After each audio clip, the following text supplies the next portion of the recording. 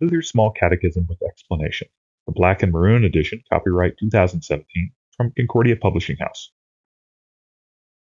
The Eighth Commandment. You shall not give false testimony against your neighbor. What does this mean?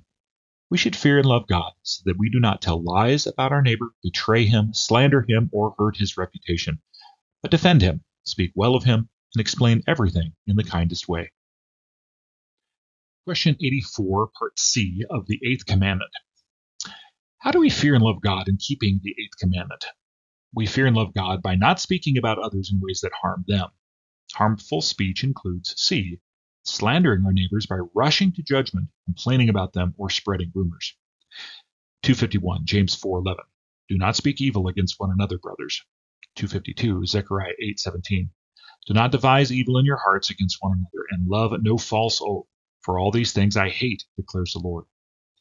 Read 2 Samuel 15:1-6. How did Absalom slander his father? 2 Samuel 15:1-6.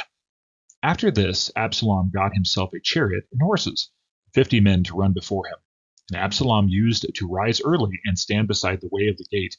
And when any man had a dispute to come before the king for judgment, Absalom would call to him and say, "From what city are you?" When he said, "Your servant is of such and such of a tribe in Israel," Absalom would say to him, "See, your claims are good and right, but there is no man designated by the king to hear you." Then Absalom would say, "Oh, that I were judge in the land! Then every man with a dispute or cause might come to me, and I would give him justice." And whenever a man came near to pay homage to him, he would put out his hand and take hold of him and kiss him. Thus Absalom did to all of Israel who came to the king for judgment. So Absalom stole the hearts of the men of Israel. What does this mean? In breaking this commandment, the eighth commandment of what we say and how we do it, this is a very difficult commandment because we talk a lot and we use a lot of words. I myself in my profession do this, but I know women, men, talk to our friends, things like that. And how do we think before we speak when doing this? Now, there is an element when a person is kind of letting down their hair, if you would, where they would just kind of complain, and they know them. They're a close enough friend to say, "Yeah, I know you're just complaining. I know you're not slandering or something, and I forgive you for that sake.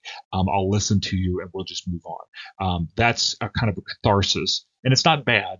But then there's the element of when it continues too much, or when it gets more aggravated, or when you get more emotional with it. So instead of when you vent to somebody, it should be, "Hey, I'm relieving myself, and now I'm done, and now I can go about with a clear head," as opposed to, "I'm getting riled up, and I continue to kind of spiral to more things." This is where gossip comes about, and I find it very easy. It starts with the, "Man, I had kind of a bad day because of Bob." And you go, "Oh, Bob, he did this." And you're like, "Yeah, he did this to me." And I'm venting. I'm like, "Okay, I had a bad day and everything." But then my friend next to me goes, "Well, yeah, Bob's kind of a bad person. I don't like Bob. And look what Bob did to me." And it spirals out of this because there is no control of our tongue and no control really of our brain.